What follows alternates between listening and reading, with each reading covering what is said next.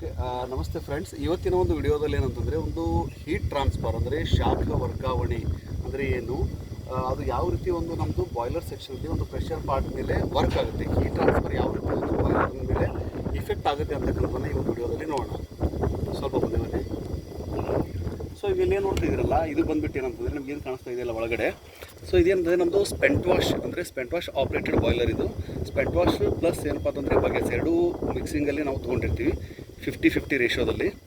So ಏನಂತಂದರೆ ಇಲ್ಲಿ ಏನು ನೋಡ್ತಿದ್ದೀರಲ್ಲ, ಇದು ಬಂದುಬಿಟ್ಟು ಏನಂತಂದರೆ ಇದು ಸ್ಕೇಲ್ ಫಾರ್ಮೇಷನ್ ಆಗಿರುವಂಥದ್ದು ಒಂದು ಏನಂತಂದರೆ ಒಂದು ಸ್ಯಾಂಪಲ್ ಇದು. ಸೊ ಇದೇನಂತಂದರೆ ಟ್ಯೂಬ್ ಮೇಲ್ಗಡೆ ಇವಾಗ ಇಲ್ಲೆಲ್ಲ ನೋಡ್ತಿದ್ದೀರಾ, ಇಲ್ಲಿ ನೋಡಿ, ಇಲ್ಲಿ ತೋರಿಸಿ, ಇಲ್ಲಿ ಏನು ನೋಡ್ತಿದ್ದೀರಲ್ಲ ಇದೆಲ್ಲ ನಾವು ಒಂದು ಸ್ವಲ್ಪ ತೆಗೆದಿದ್ದೀವಿ.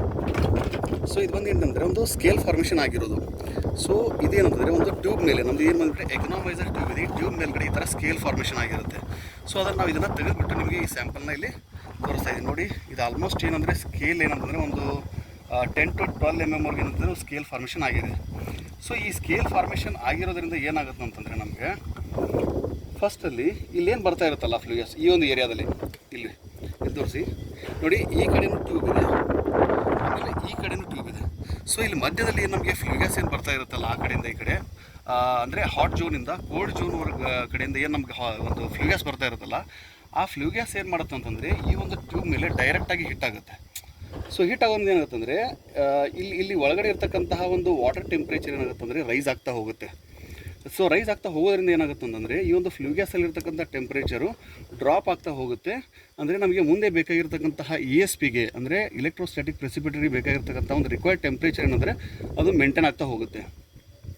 ಸೊ ಇಲ್ಲೇನಂತಂದರೆ ಇಲ್ಲಿ ನೋಡ್ತಾ ಇದ್ದೀರಾ, ಇವಾಗ ಏನಂತಂದರೆ ಈ ಒಂದು ಸ್ಕೇಲ್ ಫಾರ್ಮೇಷನ್ ಆಗಿರೋದ್ರಿಂದ ಇಲ್ಲೇನು ಪ್ರಾಬ್ಲಮ್ ಆಗುತ್ತೆ ಅಂದರೆ ಹೀಟ್ ಟ್ರಾನ್ಸ್ಫರ್ ಯಾವ ರೀತಿ ಒಂದು ಇಫೆಕ್ಟ್ ಆಗುತ್ತೆ ಅಂದರೆ ಇದನ್ನು ನಾವು ಯಾವ ರೀತಿ ನಮ್ಮದು ಬಾಯ್ಲರ್ ಎಫಿಷಿಯನ್ಸಿನ ಕಡಿಮೆ ಮಾಡುತ್ತೆ ಅಂತಕ್ಕಂಥದ್ದು ನೋಡ್ತಾ ಹೋದರೆ ಇಲ್ಲಿ ನೋಡಿ, ಇವಾಗ ಇಲ್ಲಿ ನೋಡಿ, ಇಲ್ಲೇನು ಕಾಣಿಸ್ತಾ ಇದೆ, ಇವಾಗ ನಮಗೆ ಈ ಥರ ಒಂದು ಫ್ಲೂಯಿಡ್ಸ್ ಬರ್ತಾ ಇದೆ ಅಂತಂದರೆ ಇಲ್ಲಿ ಇದು ಸ್ಕೇಲ್ ಫಾರ್ಮೇಷನ್ ಆಗಿರೋದು.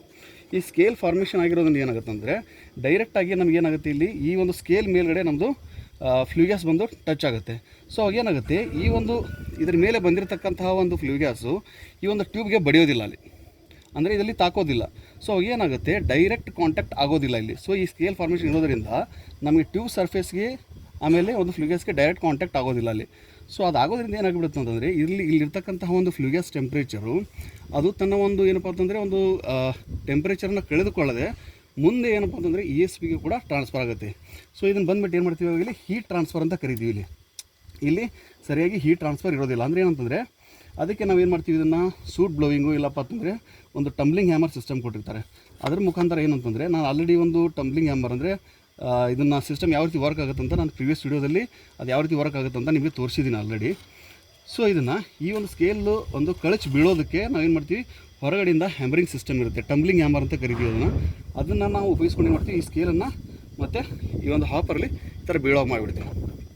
ಸೊ ಗೊತ್ತಾಯ್ತಲ್ಲ, ಅಂದರೆ ಹೀಟ್ ಟ್ರಾನ್ಸ್ಫರ್ ಆಗಬೇಕು ಅಂದರೆ ಏನಂತಂದರೆ ಈ ಒಂದು ಬಾಯ್ಲರಲ್ಲಿ ನಮಗೆ ಎಫಿಷಿಯನ್ಸಿ ಚೆನ್ನಾಗಿ ಬರಬೇಕು, ಅಂದರೆ ವಾಟರ್ ಟೆಂಪರೇಚರ್ ರೈಸ್ ಆಗಬೇಕು, ನಮಗೆ ಸ್ಟೀಮ್ ಜನ್ರೇಷನ್ ಬೇಗ ರೆಡಿ ಆಗಬೇಕು ಅಂತಂದರೆ ಈ ಹೀಟ್ ಟ್ರಾನ್ಸ್ಫರ್ ಕರೆಕ್ಟಾಗಿ ಆಗಬೇಕು. ಅಂದರೆ ಸ್ಕೇಲ್ ಯಾವತ್ತೂ ಜಾಸ್ತಿ ಫಾರ್ಮೇಷನ್ ಆಗಿರಬಾರ್ದು. ಇಲ್ಲ ಅಂತಂದರೆ ಏನಾಗ್ಬಿಡುತ್ತೆ, ಹೀಟ್ ಟ್ರಾನ್ಸ್ಫರಲ್ಲಿ ಸರಿಯಾಗಿ ಆಗಿರೋದಿಲ್ಲ ಅಂತ ಅರ್ಥ. ಅದಕ್ಕೆ ಏನು ಮಾಡ್ತೀವಿ, ನಾವು ಸ್ಕೇಲ್ ರಿಮೂವ್ ಮಾಡೋದು ತುಂಬಾ ಇಂಪಾರ್ಟೆಂಟ್ ಆಗುತ್ತೆ.